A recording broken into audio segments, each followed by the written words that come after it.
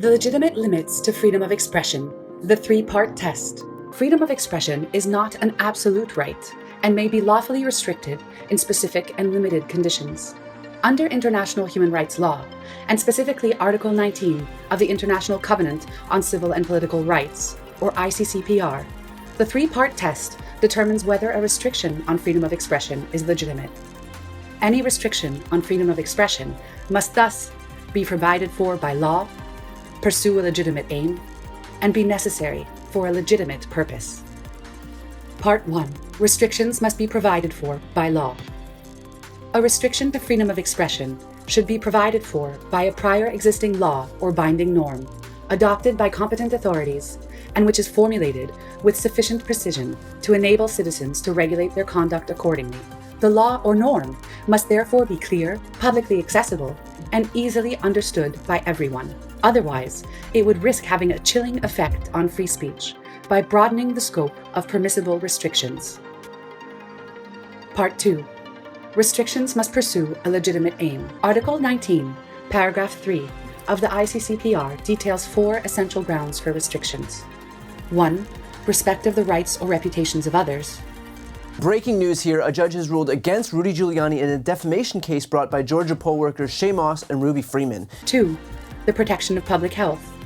A pandemic of the unvaccinated. That's what the director of the CDC is now calling the current state of the pandemic in America as the country sees a surge of coronavirus cases in all 50 states for the first time since January. What's your message to platforms like Facebook? They're killing people. The number of people who are dying around the country because they're getting misinformation that is leading them to not take a vaccine. I believe that they have an obligation to inform users about what is true and what is clearly false. Those who peddle and promote these dangerous lies are harming the very people who are most at risk and furthering a pandemic that has already taken more than 600,000 American lives. 3. The protection of national security or of public order. Except it is like highly confidential, secret. This is secret information. Let's have trial by combat. We will never concede. Stop the steal. And 4. The protection of morals. The phenomenal success of King of Kings proved to the church how powerful movies were as a new method of spreading the Gospels. But many religious figures were unhappy with the power and influence that this unholy industry now exerted, and Hollywood was terrified that intervention by the church would lead to censorship. In an attempt to pacify them, Hollywood hired a former postmaster general called Will Hayes to act as head of their self-regulatory board. The regulations he introduced in 1930 became known as the Hayes Code. The code sets up high standards of performance for motion picture producers. It states the considerations which good taste and community value make necessary in this universal form of entertainment. Respect for law, respect for every religion, respect for every race, and respect for every nation. With the Hayes Code, the church hoped to rein in all of cinema's amoral excesses. These grounds for restrictions must be narrowly framed in order to ensure compliance with international law provisions. Part 3. Restrictions must be necessary for the protection or promotion of a legitimate purpose. Restrictions should be effective, proportionate, and the least restrictive possible to achieve the legitimate end pursued. However, this criteria of necessity and proportionality is often the most complex according to international standards. Courts and other public authorities should thus consider the context in which the restriction is applied. For instance, a restriction in favor of national security might be justifiable in times of war, but not in times of peace. The three-part test sets a high standard to justify and clearly express the legitimacy of a restriction to the fundamental right to freedom of expression. In our rapidly changing digital environment, it is all the more important to reinforce the rule of law and the application of the three-part test to guarantee every citizen's right to freedom of expression and access to information.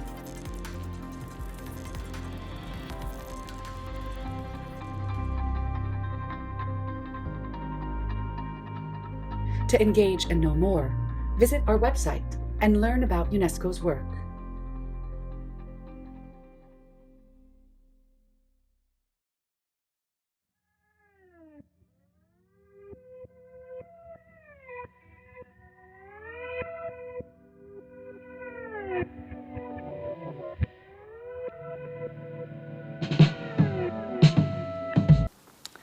2,300 years ago, Aristotle was born in the Greek city-state of Athens. Aristotle, more than anyone else, has shaped the whole study of rhetoric. Rhetoric is what it takes to persuade human beings to do something.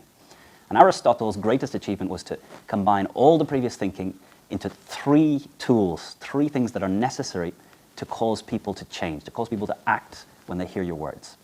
The first is logos. Logos is reason. People need to understand the reason why they should act, the benefits for them. The important thing here is that the benefits need to be from their point of view. So the speaker needs to understand what is the assumptions, what are the beliefs of the audience, and start from there, not from the beliefs of the speaker. Logos, reason. The second is ethos. Who is the speaker? Why should the audience be listening to you? What is your credibility?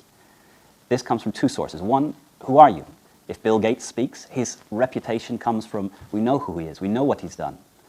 If I speak, perhaps you know a bit about me, perhaps someone has introduced me, but I think what you pay more attention to is how I deliver my message. How does my voice sound? Does my voice transmit a sense that I know what I'm talking about? Does it transmit clarity? Does the way I'm dressed transmit that I'm someone credible to speak about this topic? So these are the sort of things that really affect whether an audience engages with the speaker. But even if you've got logos, you've got the reason, even if you show that you're someone credible to listen to, ethos, if the audience do not feel pathos, if they do not feel an emotion while you speak, they're not going to change. And pathos is emotion. Pathos is the audience feeling an emotion related to your theme. It might be anger, it might be envy, it might be friendliness, loyalty, it might be a desire to do good, to emulate someone. Aristotle lists 142 tools to elicit certain emotions in the audience. So logos, ethos, and pathos together is what will result in an audience taking action when you finish speaking.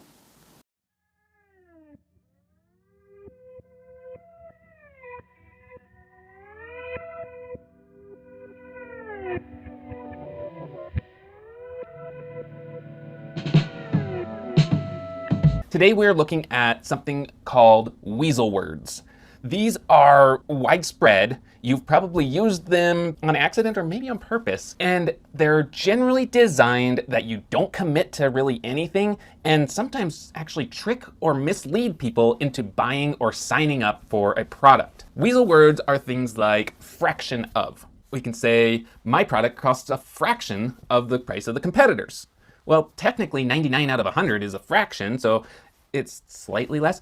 Actually, technically 200 out of 100 is a fraction still, so your product could be double and still be a fraction of the other guys. Other weasel words are things like as much as. So you may hear, members of our MLM make as much as $10,000 per week.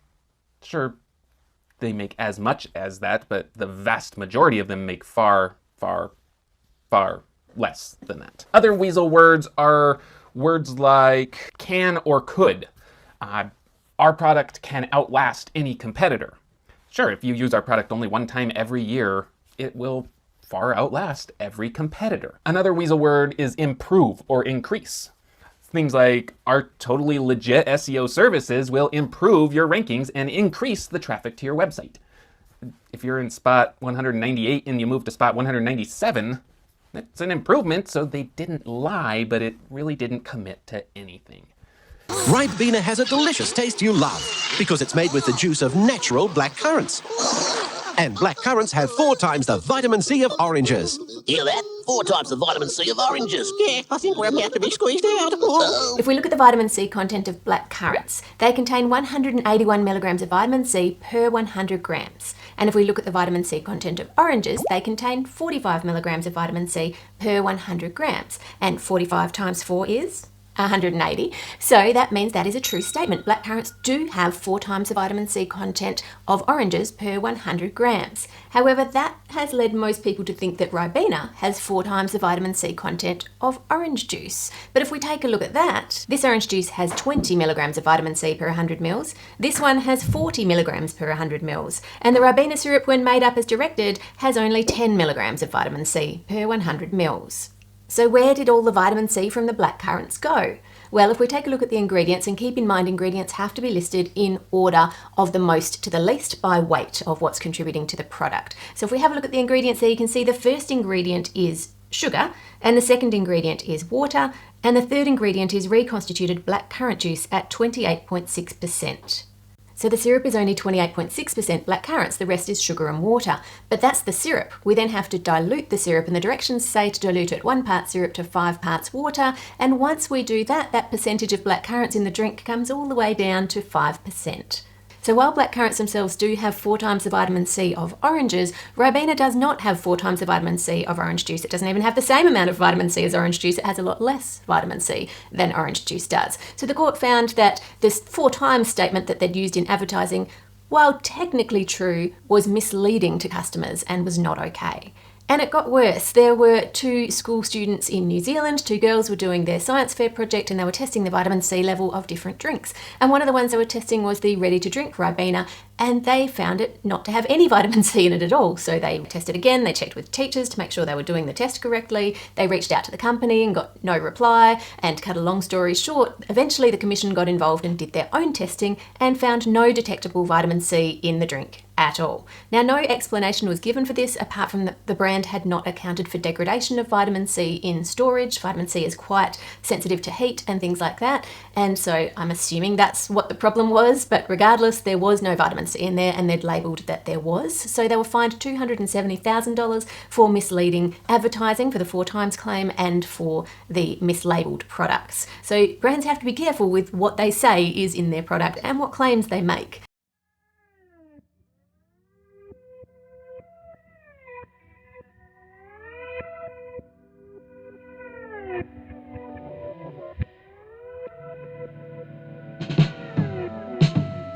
Our minds take shortcuts to help us to understand the world and make quick decisions.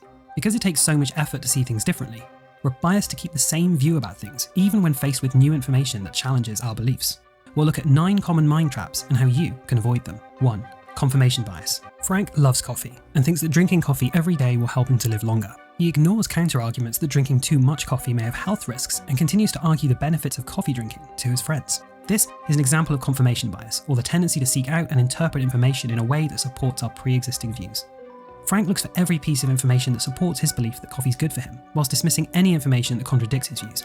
Although coffee is not a particularly contentious subject, topics and beliefs with a lot of emotion are more likely to lead to bias. Confirmation bias can limit our exposure to new information and perspectives, affecting decision-making and creativity and giving us a closed-minded view of the world. To overcome this bias, we need to seek out diverse views that challenge our beliefs, whilst being critical of their assumptions and potential biases. 2. Anchoring bias. When Steve Jobs unveiled the first iPad, he told the audience that pundits predicted a price of $999. This price appeared for some time while he spoke. When it came time to reveal the actual price of $499, everyone watching felt that the iPad was an incredible bargain. Of course, back in 2010, no one had any idea what an iPad was worth, as it was a brand new product, yet everyone felt as though they'd just saved $500. This is an example of anchoring bias, which causes us to rely too heavily on the first piece of information we're given when making decisions. Had Steve Jobs shown an anchor price of $199, everyone would have felt like they were being ripped off. Anchoring bias skews our judgment and prevents us from considering other options. To overcome this bias, we need to remind ourselves of how initial information influences our decisions and actively seek out additional information and alternatives before arriving at a decision. 3. Attribution bias. Frank is late for an important meeting. He's late because he needed to call an ambulance for someone who was hurt in a car accident. As he stops to catch his breath, his colleague Don thinks to himself, he's so lazy and unprofessional. This is an example of attribution bias, or the tendency to explain another's behaviour by referring to their character or personality while attributing our own behaviour to situations beyond our control, like the time Don was late and blamed it on bad traffic. To avoid this bias, we need to wait until we know the full picture. It's also helpful to put ourselves in another's shoes to understand their actions first. 4. Halo effect. Our overall impression of a person, brand, or product can shine like a halo so that perceptions of one aspect carry over to other aspects. One example of the halo effect is our tendency to view attractive people as kind, intelligent, likable, and even better leaders, even though these traits are unrelated to physical attractiveness. But it doesn't stop there. For example, people who are sociable or kind may also be seen as more likable and intelligent. When perceptions of one quality bias judgments of other qualities, it can impact decision-making and lead to prejudices in judgments about people and situations. To overcome the halo effect, we need to stay open-minded, objective, and gather more information before making decisions. 5. Availability bias. Instead of analysing all the information that's available, we often make decisions or form opinions based on information that's recent, frequent, or extreme. For example, after reading a news article about a shark attack, Frank now has an exaggerated perception of danger in the sea, despite the likelihood of a shark attack being incredibly small. On the other hand, he's grossly underestimated the risk of sunburn and the importance of wearing sunscreen at the beach. Availability bias can skew our perception of reality and lead to inaccurate decision making. To overcome this bias, we need to seek out multiple sources of information and avoid making decisions based solely on what comes to mind first. 6. Dunning-Kruger effect. Socrates is thought to have said, "The only true wisdom is in knowing you know nothing." But due to a cognitive bias called the Dunning-Kruger effect, knowing how little we know is actually very difficult to do. We can illustrate this graphically by plotting confidence in our ability against our actual knowledge. When we start learning something new, we're often overly confident in our ability. That's because we don't yet know how much there is to learn and we feel like we know everything. This is sometimes, perhaps a little harshly, known as climbing Mount Stupid. The more we learn, the more we realise just how complex things really are, and the less confident we become, plunging down into the valley of despair. This is the point where many people give up. But if we keep going, we can become more knowledgeable and almost as confident in our ability as we were at the beginning of our learning journey. Sometimes the loudest, most confident person in the room knows the least. Those in the middle underestimate their knowledge, and the most knowledgeable are less certain and more hesitant to give their opinion because they, more than most, understand the true complexity of things. One of the best ways to avoid overestimating our ability is simply to gain more knowledge about something. 7. Ostrich effect. The tendency to avoid unpleasant but potentially useful information is known as the ostrich effect, after the prevalent myth that ostriches bury their head in the sand to avoid danger. Unfortunately, information avoidance often makes things worse than if we just tackled things head on. Imagine you've been using your credit card a lot recently. You know you should check your account balance but avoid doing so because of feelings of anxiety. Because you don't check it, you may fail to curb your spending habits and end up in more debt. The ostrich effect is not the same as laziness because we go out of our way to avoid negative information. Although it can be tempting to bury our head in the sand, it's best to stay focused on the bigger picture and use negative but helpful information to our advantage to achieve long-term goals like financial freedom. 8. Negativity bias. Unlike the ostrich effect, in which we go out of our way to avoid negative information, negativity bias is the tendency to notice and dwell on negative events, information, or emotions more than their positive counterparts. It's thought to have evolved to keep us vigilant to threat. It's the reason why we're often drawn to more depressing articles in the news, something the media has known for a long time. To avoid this bias, it's important to learn to recognize unhelpful thoughts that are running through your mind, and to replace these with more helpful ones. 9. Spotlight effect. The tendency to overestimate how much people notice us is called the spotlight effect. For example, we might think others are observing and judging our appearance at a party and feel embarrassed because we spilled a drink on ourselves, when in reality others are paying little if any attention to us and are likely more concerned with their own appearance and behaviour. This bias can make us feel overly self-conscious and lead to social anxiety. The more we realise that other people aren't paying attention to every little thing we do, the less nervous or embarrassed we're likely to feel in social situations. We may be the central character in our own lives, but to many others, we're just an extra in the background.